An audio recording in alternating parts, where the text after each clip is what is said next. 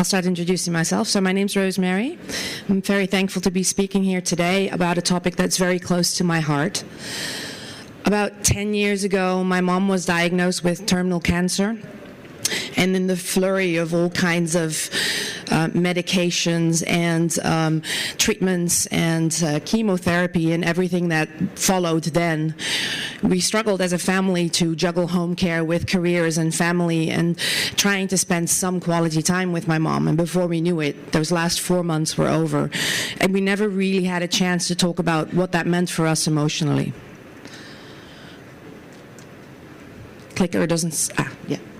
Today, we treat people much better, and people live a lot longer medically with illnesses. But that also comes with a toll, physical tolls of things that happen to them during therapy, emotional tolls of having to understand what they're going through. And often, the emotional side gets neglected. Either they don't have time for it, they don't have the opportunity to go to somebody and speak about it, or they're being protected. And that can leave these young folks, specifically also teenagers and young adults, feeling very lonely and very scared because they feel the pressure to be brave for their family. And a lot of times in this period where they're trying to form themselves and where they're trying to get a handle on their life and seeing what they want to do for the future, this is all taken away and everybody else is making decisions about everything except them. And so when they feel the pressure to be brave, they don't really reach out, and it's really scary to talk about the emotional side of illness. But they do reach out in the native habitat online.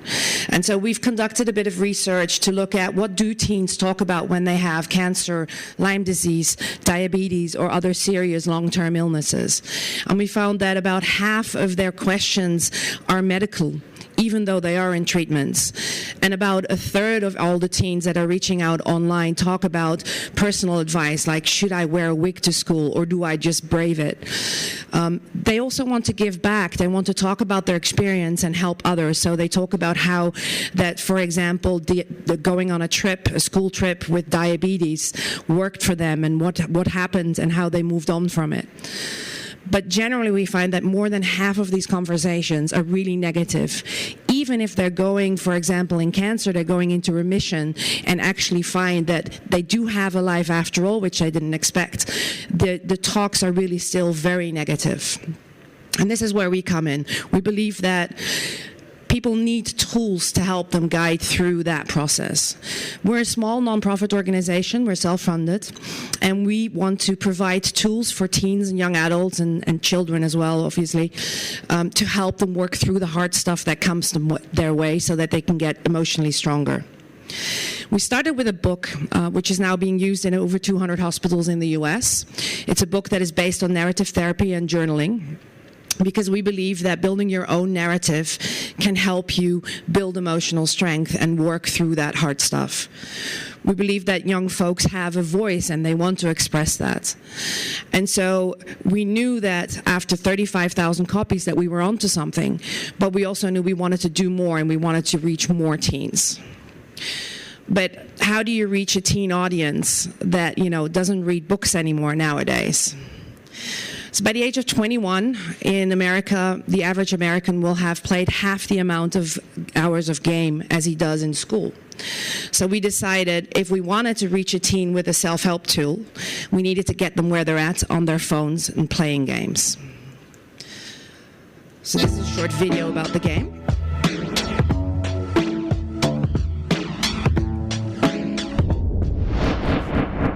It's been hit, just like we've been hit by this diagnosis, this illness. It makes me think of a black period, a dark period in your life, and you're at the edge of it. You want to get out of it, but you're not there yet. The quest of the player in the game is to bring Shadow's Edge back to life. He does that through journaling and through creative expression. Through the metaphor, really, of a city that's been somehow decimated or destroyed, you have the power to reconstruct it, and reconstruct it, both its beauty but also its meaning. The game is going to ask you some questions so that you can dig deep and understand what's going on inside. Do I really love myself? What do I want my doctors to know about me? And what am I not saying? Shadow's Edge is like a person-centered therapy without the therapist, if you will. It's important to express yourself. You need a little more than just a distraction, or a little bit more than medical medicine. It'll help you in so many ways, like more ways that you can possibly understand. So not only for the video, but also for the game, we decided to really, from day one, involve teens that had illnesses, because we were building it for them. And I mean, quite frankly, who really knows sometimes what teens think? So from the very first drawing of the first character, they really were not shy in telling us what's hot and what's not and what worked for them. They worked with us for a period of over a year to actually get the game built and get it to a stage where we thought, okay, this is something that we now really want to share also with other people than just our test group. So we invited friends and families to join in, and as our patients started reaching out to their friends and to their families, we got some really good feedback from them also, that it didn't only help the patients, but it also helped those around them work through what they're going through. So also there, we knew something was going right, but was it really helping the kids build resilience, which is what we wanted to do? Were they really getting emotionally stronger? And how would we even know that? So we enlisted the help of a university in the Netherlands and Stanford Children's Hospital in the US. And we started figuring out, how do you measure resilience? How do you measure feeling empowered? And we found that these 7 factors are what helps you really feel that you're more in control of your life and can handle more. And so we also put up a study together with these 2 partners, so with Stanford and with the university in the Netherlands, and we decided to run our own impact study. Do you need me to go back? You can have the slides, I think, afterwards as well, if you'd like. So we conducted a study with 96 patients, unfortunately, of course, dealing with children that have chronic illnesses.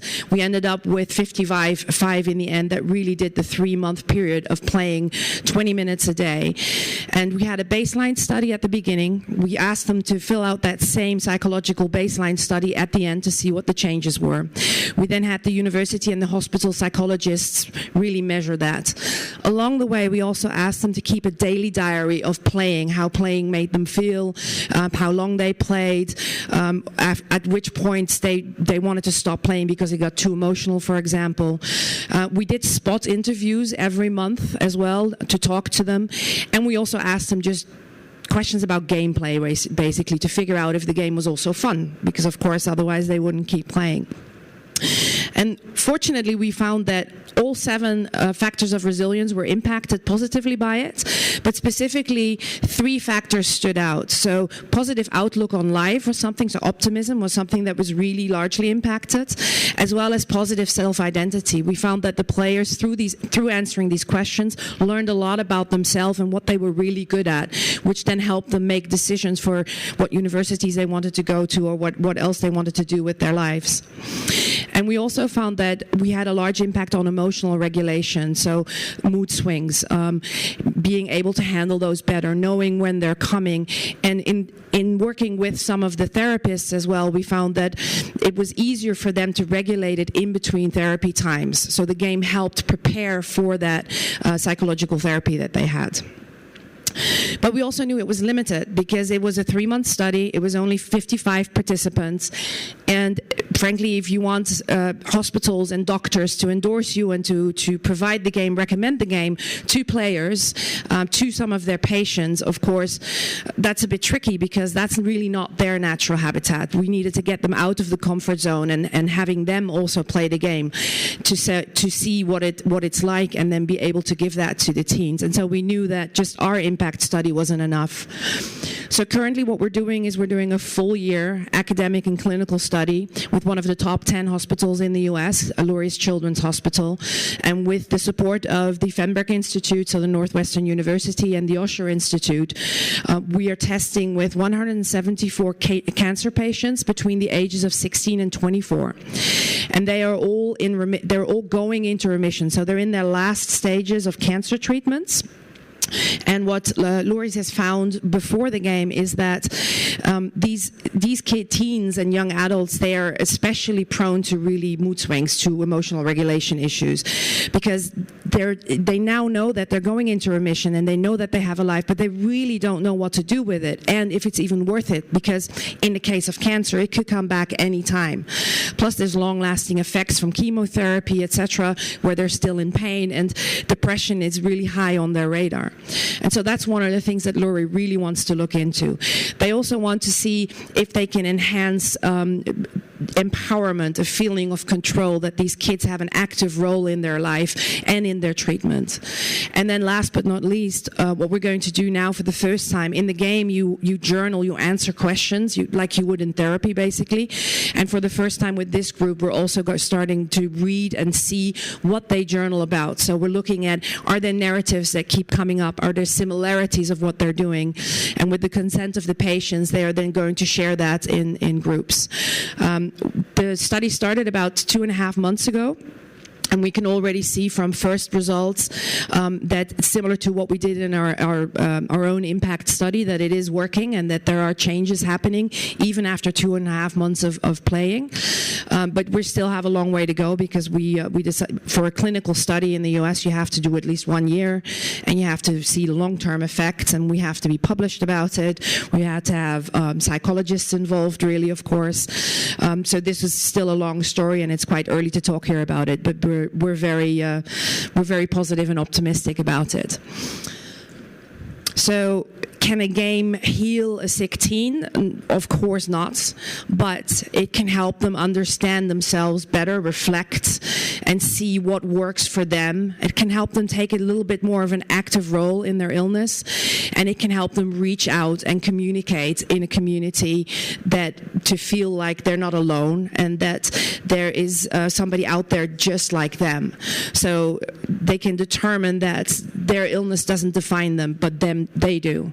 And that's what we want to do in the future. We want to really look at building the community around the game and making sure that we help these teens find their voice and be able to, in the long term, also help communicate and build that support and get inspiration.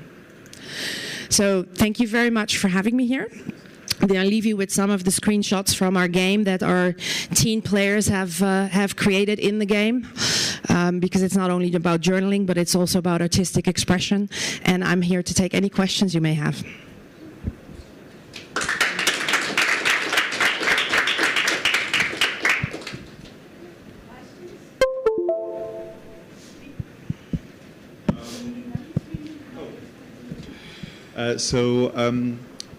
You made the game explicitly to help them, essentially as a form of sort of, let's say, mobile game therapy.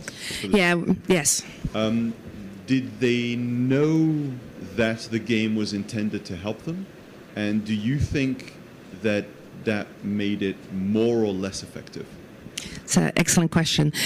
Yes, we made it. We're not allowed to say it is a therapy, because that's a 2.5-year process still with the FDA that we're working on, part of which is why we need the studies. But we're allowed to call it a digital therapeutics, because we've gone through the first round of testing. So this means that it can be used in conjunction with a therapy. So the players we picked mainly came through some of the hospitals that already were working with the book that we had.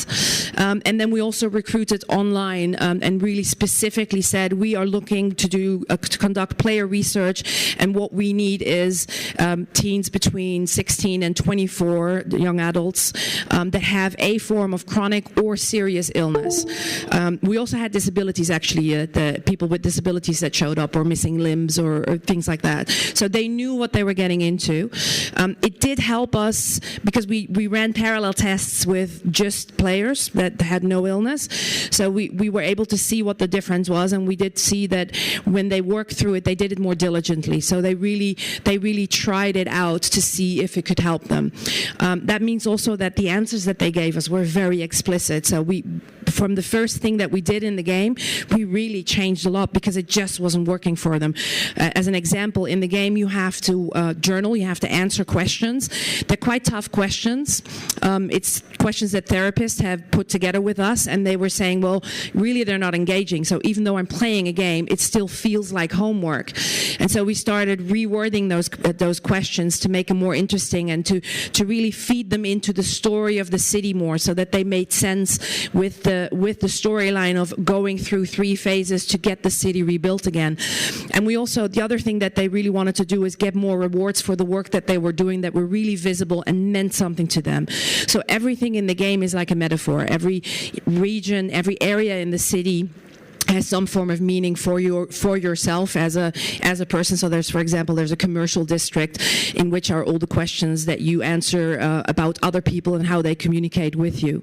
But also the stages that you go through are the actual processing stages when dealing with grief, and the questions are matched to those. And we also match the rewards to those. So in the first stage, as rewards you get, for example, you get plants growing back, you get animals returning, lights will go in the windows, buildings will repair themselves after the storm, etc. But the animals are bugs at the beginning, and later on they're birds, and then they're cats and dogs, etc. So we really built it up according to what they are, and those were all suggestions that the kids made, not us.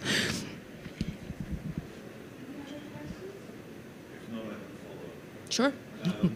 So, do you think, the reason I'm asking this is we've been talking a lot recently among my circle of developers about just how prevalent problems like depression are becoming, right? Mm-hmm. And I mean prevalent with the capital P, right? Do you think that what you've learned could be effective with players who don't know that it's intended to help them? Yeah. And the reason being, then, could we possibly take advantage of some of these? I'm not asking if we can use your research. Take advantage of some of these techniques to include them in everyday games, right? Like take advantage of some of what you've learned to include moments in games that are essentially designed to help people come to terms with something that they're almost certainly dealing with without realizing. And another excellent question. And you're welcome to research that we have, by the way. We will be publishing that online as well. I was joking yesterday at the networking event, as I'm probably the only person in this whole event that is not looking to make money. We're totally self-funded. We're non-profit. The game is free, will be free. There's no ads in it. So it's really, we just want to create the awareness that this is happening and that the emotional side gets neglected. And there's more often now, as you say, emotional connections, because we also are dealing with a lot of stress in life. We have about half of our players have ticked the box of having depression in the game. So I think, yes, there's to answer your question of could we do something in normal games as well? I think so. There's learning about what we ask the kids at the beginning and why we ask those questions while they're starting to play the game that I think might be helpful, to steer them in right directions. There's also things happening that we're now trying to look into, like having AI into our game to really target better what questions we give the kids that are playing according to where they're at and what kind of disease they have, or how they even answer questions that we give them. And so I think there's a lot of research, hopefully, that'll come out of what we do with AI in the next 2 years that could also help with just general games, for example. And we think that this tool also has a good opportunity to be used with others. So in the game we have something we call Shadowgram, which is like an in-game Instagram where kids can take a picture of their world and then share that with other players so they feel that they're not alone. And I think that is another component that a lot of games have, where they have a social component of where kids, players actually communicate with each other. And that often is where things go wrong, right? Where there's bullying, where there's other things. So I think there's a lot of learning that we can have about how these in-game platforms of communications are built and how we monitor them, but more even better, how we focus on the community on monitoring themselves and trying to support others, I think.